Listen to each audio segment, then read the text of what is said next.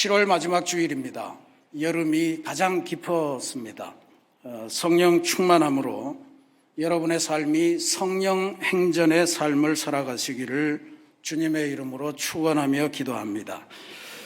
지금 우리는 사도행전을 성령 행전이라는 개념으로 묵상하고 있습니다. 왜냐하면 초대교회는 사도들의 역사라기보다는 성령의 역사로 보는 게 맞다 하는 고백 때문에 그렇고요. 또 사도행전이라 그러면 12사도의 행전이 다 들어있어야 되는데 대체로 보면 바울과 베드로 두 사람의 이야기 외에는 크게 사도들이 등장하는 바가 없기 때문에 그렇기도 합니다.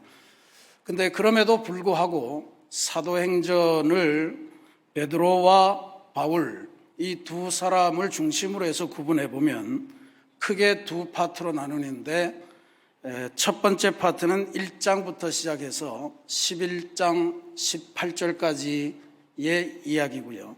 그 다음이 오늘 우리가 봉독한 11장 19절부터 마지막 장까지 그렇게 두 부분으로 나눌 수가 있습니다. 앞부분은 무대가 예루살렘입니다. 예루살렘 교회가 무대고 사도 베드로를 중심으로 해서 예루살렘 유대인 그리스도인에게 임했던 폭발적인 성령의 역사 그리고 예루살렘 교회의 부흥과 성장 이것을 다루고 있습니다. 그런데 10장부터 시작해서 하나님께서 베드로를 교육시키시고 사도행전의 새 역사를 시작하시는 그런 장면이 시작됩니다. 고넬료라고 하는 로마의 백부장을 베드로에게 붙여주시고 베드로가 껄끄럽지만 하나님의 교육을 받고 이방인에게 세례를 베풀게 되고요. 그래서 베드로가 고넬료에게 세례를 베푸는 과정을 통해서 이방인도 하나님께서 깨끗하게 하시면 성령을 받게 되고 그리고 구원도 받게 된다 하는 가르침을 하나님으로부터 직접 받게 됩니다. 그리고 베드로는 자신이 체험한 이방인에게 내리신 성령의 역사, 그것을 자신이 속한 예루살렘 교회에다가 공식적으로 보고하고 이것으로 베드로의 역할은 사도행전에서 끝이 납니다. 아마 계속 더 하긴 했겠지만. 그리고 나서 11장 19절, 오늘 우리가 봉독한 이 말씀부터 그 다음 이야기가 시작되는데 이 이야기의 무대는 안디옥이라고 하는 지역의 성도들을 통해서 복음이 땅끝까지 나아가는 이른바 세계 선교의 과정을 다루고 있는 내용입니다. 여기에서 중심되는 인물은 사도 바울이고 중심되는 지역의 교회가 바로 안디옥 교회라고 하는 곳입니다. 복음 전파의 중심이 유대 땅으로부터 이방인의 땅 안디옥으로 옮겨간 것은 사도행전 1장 8절에 예수님께서 승천하시면서 제자들에게 주셨던 말씀, 약속의 말씀이죠. 오직 성령이 너희에게 임하시면 너희가 권능을 받고 예루살렘과 온 유대와 사마리아와 땅끝까지 이르러 복음의 증인이 되리라 하셨던 이 말씀이 준비되고 시작되고 있음을 알려주는 그런 표현입니다.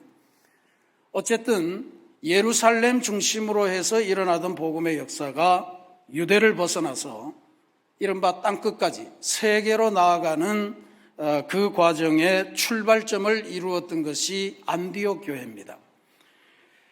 안디옥 교회는 그런 의미에서 사도행전 역사에서 또 기독교 역사에서 대단히 중요한 교회입니다.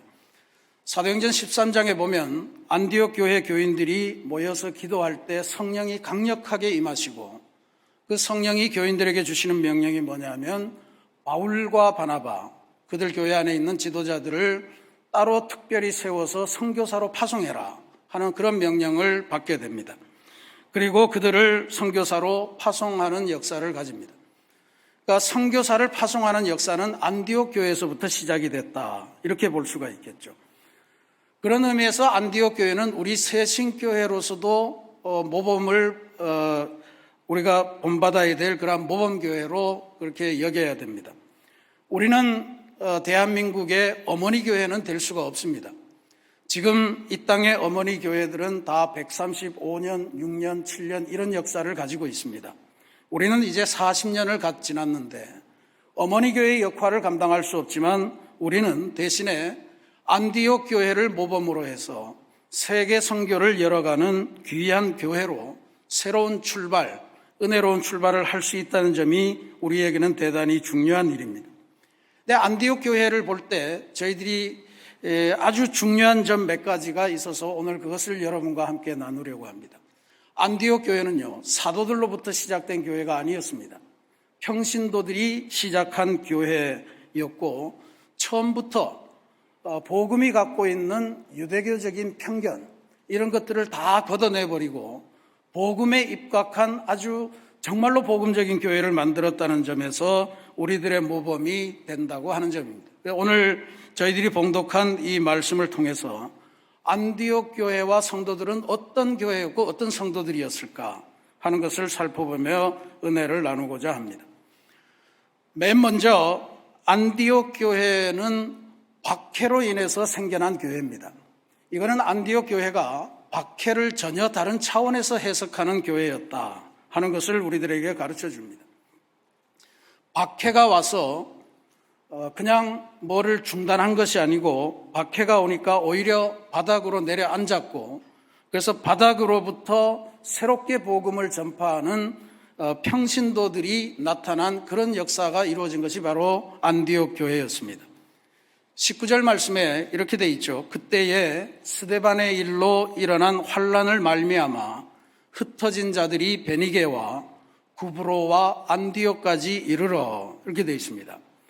스데반의 일로 어려움을 겪고서 난 환란 때문에 흩어진 사람들이 안디옥까지 와서 교회를 만들었음을 누가가 보고하고 있는 그런 내용입니다. 박해 때문에 핍박 때문에 쫓기기는 했지만 예수님이 좋은 걸 어떡합니까? 예수님마저도 포기할 수는 없었던 평신도들이 모여들었던 곳이 바로 안디옥이었다 이런 이야기죠.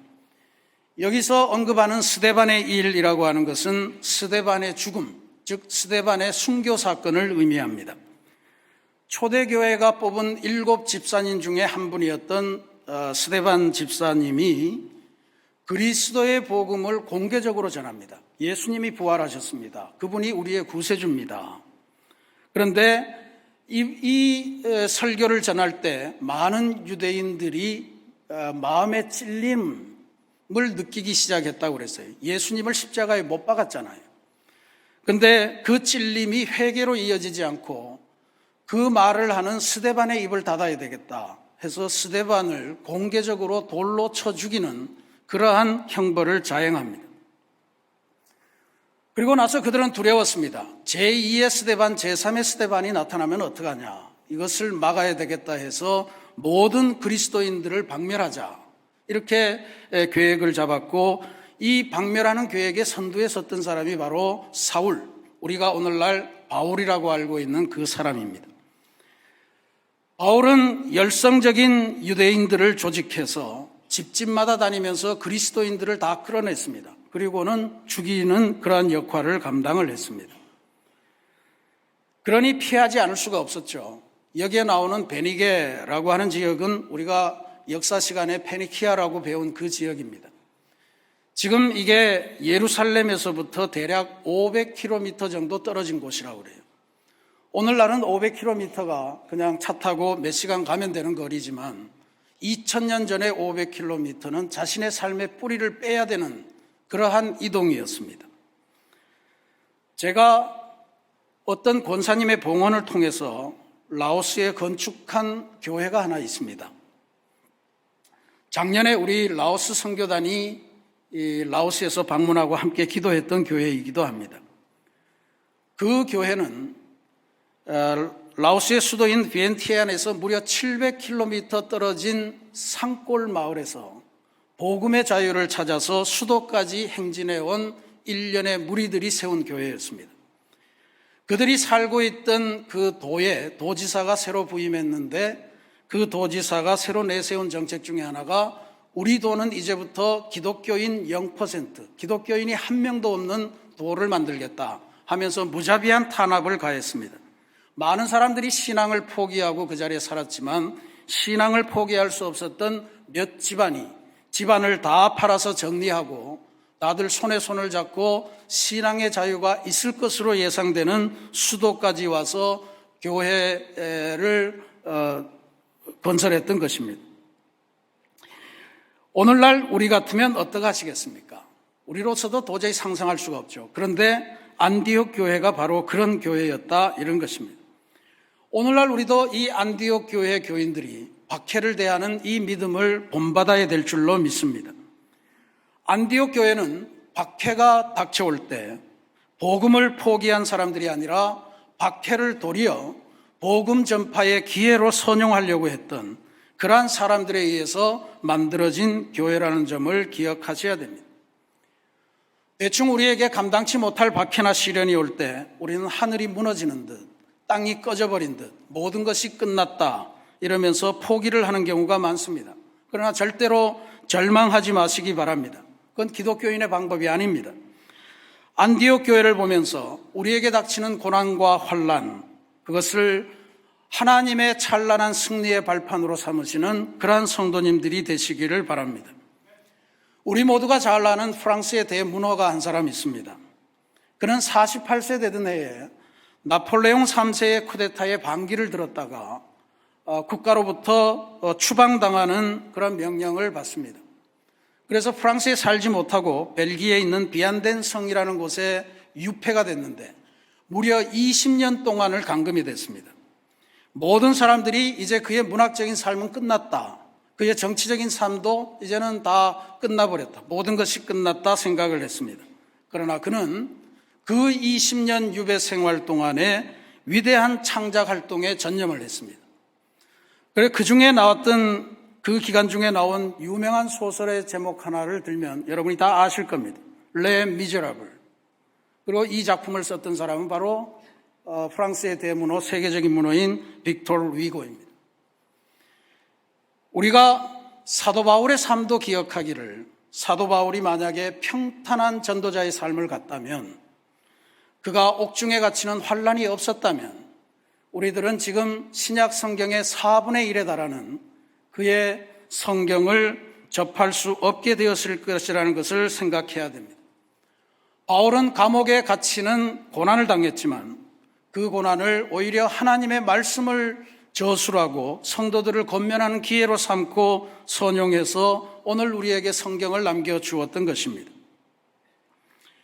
너무 큰 사람들 이야기인가요? 제가 미국에서 목회할 때 제가 있던 지방회에서 은퇴하시는 장로님의 은퇴사를 통해 큰 깨달음과 은혜를 받은 적이 있어서 여러분에게 소개해 드립니다. 미국에 있는 우리 기독교 대한감리회는 교회 수가 얼마 안 되기 때문에 지방의 범위가 대단히 넓습니다. 미국 서쪽에 맨 꼭대기에 워싱턴이라는 주가 있고요. 그 밑에 캘리포니아 주가 있는데 워싱턴 주 전체하고 캘리포니아의 절반을 딱 잘라서 붙여서 하나의 지방입니다. 이게 미국 서북부 지방이라는 거예요. 그러니까 시애틀, 큰 도시로 말하면 시애틀, 세크라멘토, 샌프란시스코, 맨 남단의 산타크루즈라고 하는 해변 도시까지 이렇게 큰 도시들이 이어지는데, 산타크루즈, 맨 남단에 산타크루즈 사랑교회라고 하는 감리교회가 있는데 거기에 홍 장로님이라는 분이 은퇴를 하시면서 은퇴사를 하시는데 제가 너무 큰 감동을 받았어요. 지금도 생생하게 기억합니다. 이분은 서울대학교 공과대학을 졸업하시고 회사의 파견으로 캘리포니아에서 해외 주재원으로 생활을 하다가 결국은 이민자로 눌러 앉으셨다고 합니다. 한국에서는 청량리 감리교회를 출석하셨는데 마침 그 언저리에 청량리 감리교회 출신 부목사님이 미국으로 건너오셔서 산타크루즈라고 하는 그곳에서 교회를 개척하셨다는 거예요. 그 소식을 한국에 있는 담임 목사님으로부터 들었습니다. 그는 당시에 한국 사람들이 많이 모여 사는 산호세라고 하는 곳에 살고 있었는데 산타크루즈까지 가려면 한 40-50분 걸리는 그러한 거리였다고 그래요. 근데 그 정도는 다닐 수 있다 해서 교회의 개척 멤버가 돼서 열심히 섬겼다고 합니다. 훗날에 사업 관계상 북쪽으로 이사를 가게 됐습니다. 캘리포니아의 수도가 있는 세크라멘토로 이사를 갔는데 세크라멘토에서 산타크루즈까지는 거리가 한 90마일 정도 된다고 했습니다. 90마일이면 한 150km가 정도 되는 거예요. 매주일 예배를 참석하기 위해서 150km를 운전을 해서 가야 되는 거예요. 웬만하면 포기할 것 같은데 이 장로님이 그 교회를 20년 동안 주일 성수를 하시면서 매번 150km를 왕복으로 달렸다는 이야기죠. 이런 말씀을 하셨습니다. 저에게는 사랑교회로 운전해가는 90마일이 정말로 은혜의 시간이었습니다. 찻길이 뚫리면 나와 자녀들의 인생을 뚫어주시는 하나님의 은혜를 체험하는 시간이었습니다. 찻길이 막힐 때면 제 인생의 재반 문제를 하나님께 기도드릴 수 있는 시간이 되었습니다. 놀라운 것은 지난 20년 동안 그 먼 거리를 오가는 교회에 가는 길에서 단 한 차례도 교통사고는 없었고 심지어 속도 위반 카드, 교통경찰에게 받은 범칙카드 한 장이 없었습니다. 모든 것이 다 하나님의 은혜였습니다. 앞으로 건강이 허락해서 운전을 할 수 있는 한 저는 사랑교회 원로장로로 그 교회를 섬기겠습니다 하는 말씀이었습니다. 우리가 예측할 수 없이 삶의 고난이 옵니다.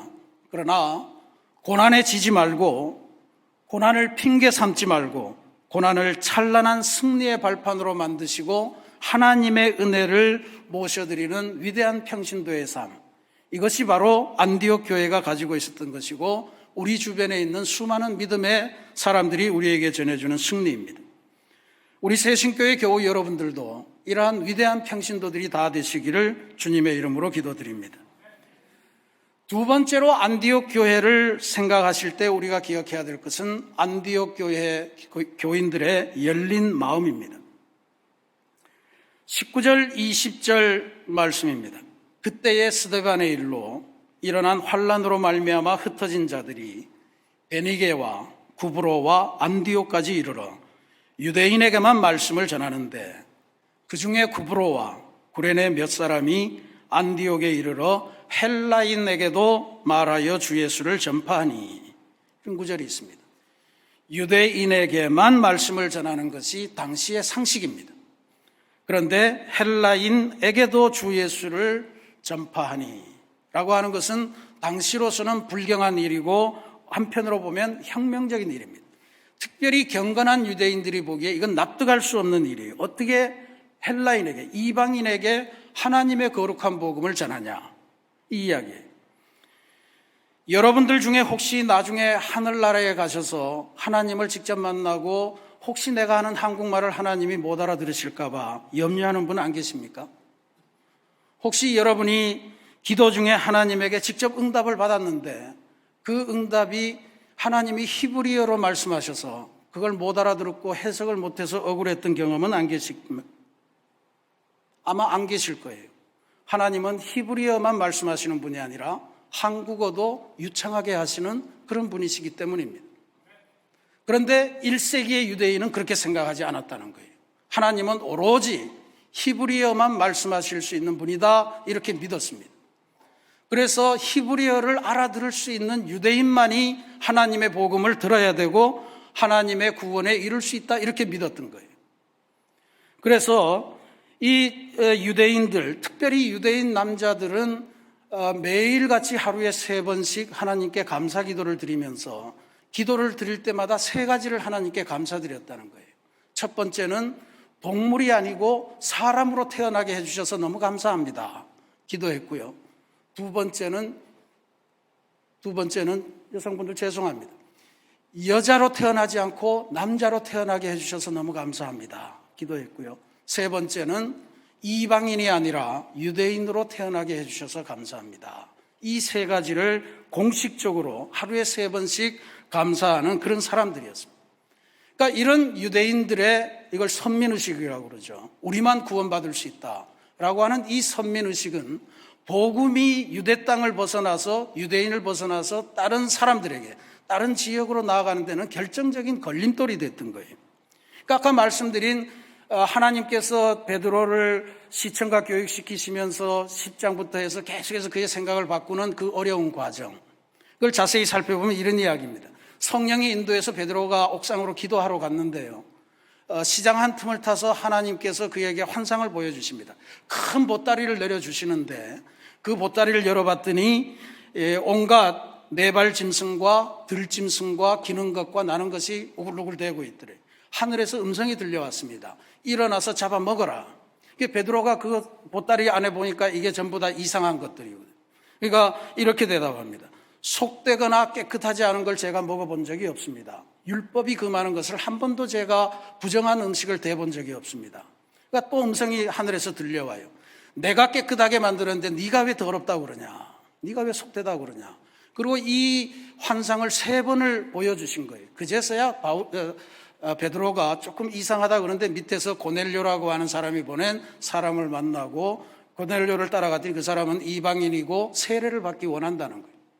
그래서 그제서야 베드로가 이게 속되다고 했던 게 내가 이방인을 생각했던 그거로구나. 그리고 하나님께서 인도하시는 대로 고넬료에게 세례를 베풉니다. 근데 그 세례를 베푸는 순간에 온 집안의 성령이 충만하게 임해요. 그리고는 베드로가 느낍니다. 하나님이 깨끗하게 하시면 이방인도 깨끗해지는구나. 하나님이 마음먹으시면 이방인도 구원되는 거구나 라고 하는 것을 느끼고 그제서야 그의 삶을 바꾸는 그 역사가 여기 들어있는 거예요.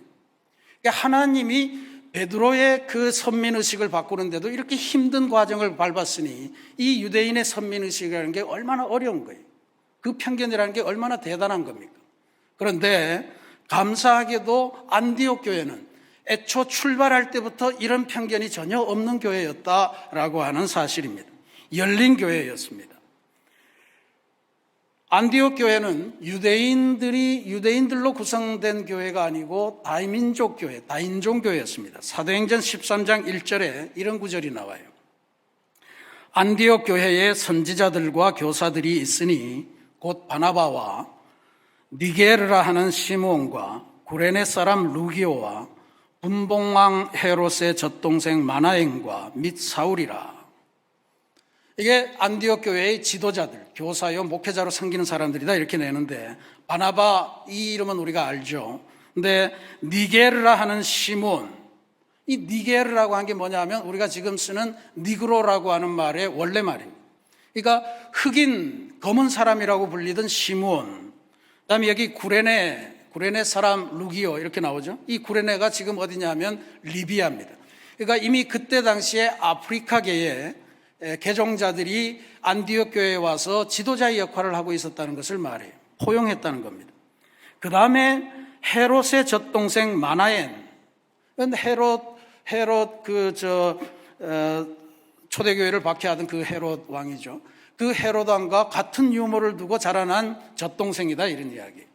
그러니까 이 사람은 아마 유대인들에게서도 대단히 인정을 받을지도 모르는 기독교인으로서는 되게 꺼려지는 그러한 집안이죠. 그런데도 이 사람도 안디옥 교회에서는 용납이 되었다. 그 마지막으로 사울이라고 하는 이 이름, 이거는 정말 힘들었던 그리스도인들을 박해하는 것으로 유명한 사람이었는데 예수님을 만나고 나서 완전히 회심해서 예수님을 전하는 사도가 돼 있다 이런 이야기인데, 사도 바울이 아무리 그렇게 했어도 예루살렘 교회는 사도 바울을 웰컴하지 않았습니다. 그가 범했던 죄악이 늘 생각났고 그를 늘 사도의 정통성이 없는 사람이라고 평가절하했습니다. 사도 바울은 그가 편지를 쓸 때마다 예수 그리스도로 말미암아 사도된 나 종 바울은 뭐 이런 말을 계속 써요. 예수님을 따라다닌 적도 없고 이러니까 늘 그게 자기의 핸디캡이 됐던 거예요. 근데 안디옥 교회는 이런 사도 바울조차도 웰컴하고 그들의 지도자로 모셨다는 이야기예요. 25절 26절 말씀에 보면 이런 구절이 있습니다. 바나바가 사울을 찾으러 다소에 가서 만남에 안디옥에 데리고 와서 둘이 교회에 1년간 모여 있어 큰 무리를 가르쳤고, 그러니까 하나님의 종이라고 하나님이 보내셨으면 그를 용납하고 그를 사랑으로 가다듬고 그의 가르침을 받는 이런 교회였다는 거예요. 이런 포용성이 있는 교회였다는 것입니다. 교회는 무릇 그런 곳입니다. 교회는 어떤 사람이라도 하나님의 구원을 원하는 사람은 다 웰컴돼야 되고 다 환영받아야 되는 그런 곳입니다. 우리나라에 세워진 초대교회도 그런 교회였어요. 지식인들도 많이 다녔지만 사람으로 취급받지 못하던 백정 출신의 사람들이 와서 교회의 직분자가 되고 그리고 의과대학 가서 의사가 되고 뭐 그렇게 돼요. 사람 취급을 못 받던 여인들이 교회에 와서 이름을 부여받고 자기 이름을 갖는 새로운 사람으로 나타나고요. 모슴과 주인이 함께 한 교회를 섬기면서 함께 직분을 받아서 공동으로 교회의 주역이 되는 이런 역사를 우리가 많이 가지고 있습니다. 우리 새신교회도 이런 개방성을 가진 교회, 열린 마음의 교회가 되기를 간절히 기도드리겠습니다. 사랑하는 우리 새신교회 성도 여러분, 이렇게 박해를 이기고 편견을 벗겨내면서 그리스도의 복음을 전하는 안디옥 교회에 성령의 충만한 은혜가 임하였습니다. 저는 안디옥 교회에 임하는 이 말씀, 이 구절이 너무 감사하고 늘 감격적으로 이 말씀을 읽습니다. 21절 말씀이에요. 주의 손이 그들과 함께 하심에 수많은 사람들이 믿고 주께 돌아오더라. 주의 손이 그들과 함께 하심에 수많은 사람들이 믿고 주께 돌아오더라. 여러분, 여러분의 상황이 어떠하시든지 주님의 손이 함께 하시는 인생의 주인공이 되시기를 부탁드립니다. 주님의 손이 함께 하시는 여러분의 가정이 되시기를 바랍니다. 그리고 주님의 손이 함께 하셔서 날마다 믿는 사람의 무리가 더해지는 안디옥 교회 같은 새신교회가 되시기를 주님의 이름으로 부탁드립니다. 이렇게 어마어마한 일을 하니까 세상 사람들이 안디옥 교회 사람들을 새로운 이름으로 부르기 시작했다고 그랬어요. 그게 뭐냐 하면 크리스찬이라, 그리스도인이라 라고 하는 이름을 붙였다는 거예요. 이 그리스도인이라고 하는 거 우리는 지금 자랑스럽게 사용하지만 최초에 쓸 때 그리스도인은 아주 경멸적인 욕에 가까운 이야기였습니다. 저 그리스도밖에 모르는 것들, 그리스도쟁이들 이런 표현이라는 거죠. 왜냐하면 안디옥은 로마 제국 안에서는 세 번째로 큰 아주 번성한 도시였고 타락이 극도에 달한 그러한 곳이었습니다. 그런데 세상의 대세를 쫓아가지 않고 오직 하나님의 말씀대로만 살아가려고 하는 일련의 사람들이 있었는데 바로 그게 부활하신 그리스도를 믿는 사람들이라 크리스찬이라 그리스도쟁이들이라 이렇게 불렀던 거예요. 그런데 이들이 그렇게 부르면서도요, 믿는 사람들의 무리가 점점 늘어났다고 했잖아요. 사람들은 이 크리스찬들을 볼 때 두려움으로 바라봤던 거예요. 저 사람들은 우리가 어떻게 할 수 없는 사람들이라, 세상이 감당할 수 없는 사람들이라 이렇게 봤던 거예요. 그들은 무명의 평신도들이었지만 위대한 신앙인들이었습니다. 절망의 환경이 있었지만 그 환경에 굴하지 않았습니다. 멸시와 천대와 조롱과 욕이 상시적인 일이었지만 그들은 그것에 굴하지 않고 그리스도의 희망을 심는 위대한 삶을 살았던 것이에요. 자신들에게 주어지는 역경과 환난을 탓하고 핑계하고 그것에 굴복하는 것이 아니라 오히려 깊은 절망의 도시 안디옥에 예수 그리스도의 소망의 메시지를 전하고 주님의 소망의 세계를 심어주는 그런 역할을 감당했다는 이야기입니다. 우리 새신교회는 이번 주간 8월 1일부터 3일까지 충청남도 논산, 예산, 부여의 6개 마을로 흩어져서 농촌 선교 활동을 현지교회와 더불어서 진행하게 됩니다. 저는 이번 한 주간 동안이 우리 새신교우들이 안디옥 교회 그리스도인들의 믿음을 배워서 절망이 지배하는 우리 사회 속에 그리스도의 희망을 심는 사람들로 변모되는 그러한 한 주간이 되기를 간절히 기도하고 있습니다. 이번 기회를 통해서 안디옥 교회를 세웠던 위대한 평신도의 소명을 다시 한번 확인하시는 여러분 모두가 되시기를 기도드리겠습니다. 나는 평신도이기 때문에, 나는 집사도 아니고 권사도 아니고 장로도 아니고 아무런 직분을 받은 적이 없기 때문에, 나는 늙고 병들었기 때문에 나는 아무 일도 할 수 없다는 것, 그것이야말로 어마어마한 편견입니다. 어마어마한 고정관념입니다. 나는 바쁜 사업을 하는 사람이라서, 우리 직장은 피도 눈물도 없는 곳이라서, 혹은 나는 그런 활동에는 맞지 않는 사람이라서, 나는 오직 주일 예배만 잘 드리면 내 신앙은 문제가 없어 라고 생각하는 것도 우리가 가지고 있는 믿음의 편견입니다. 안디옥 교회는 이 많은 편견 속에서 오직 주님이라고 하는 것에 초점을 맞추니까 편견은 벗어지고 주님만 전파하는 주님께 영광 돌리는 그러한 성도요 교회들이 되었음을 기억하셔야 됩니다. 우리 지금 진행되는 표를 보면 아직도 여러분을 기다리는 농촌교회가 많이 있습니다. 오늘 오후에 발대 예배를 드리는데 그때까지 오셔서 여러분들이 신청하시기 바랍니다. 당일에 마음 변해서 그냥 훅 오시면 그 하시는 분들도 굉장히 당황스러워요. 참여하시는 것은 현장에 가시는 분도 참여하시는 것이고, 기도로 가시는 분도 참여하시는 것이고, 물질적으로 후원하시는 것도 참여하시는 것이고, 마음을 보내는 것도 참여하시는 것입니다. 모두가 함께 참여해서 발대식을 은혜롭게 거행하고 우리 모두가 주님의 위대한 역사를 누리는 그러한 은혜가 있기를 기도드리겠습니다. 지금 우리 모두에게 중요한 것은 이것입니다. 나는 주님께서 불러주신 존재이다 하는 사실이고요. 주님께서 나를 부르신 이유는 내게 맡기신 소명이 있기 때문이라 하는 사실이고요. 나는 온전히 하나님께서 맡겨주신 그 소명에 겸손하게 응답하는 것이 나의 과제다라는 고백입니다. 하나님의 선교 현장에 몸으로 마음으로 참여하시면서 안디옥 교회 같은 위대한 선교적 교회를 만드시고 안디옥 교회의 위대한 평신도들처럼 선교적인 인생을 만들어 가시는 위대한 변화가 이번 한 주간 동안 여러분의 삶에 충만하게 임하시기를 주님의 이름으로 축원합니다.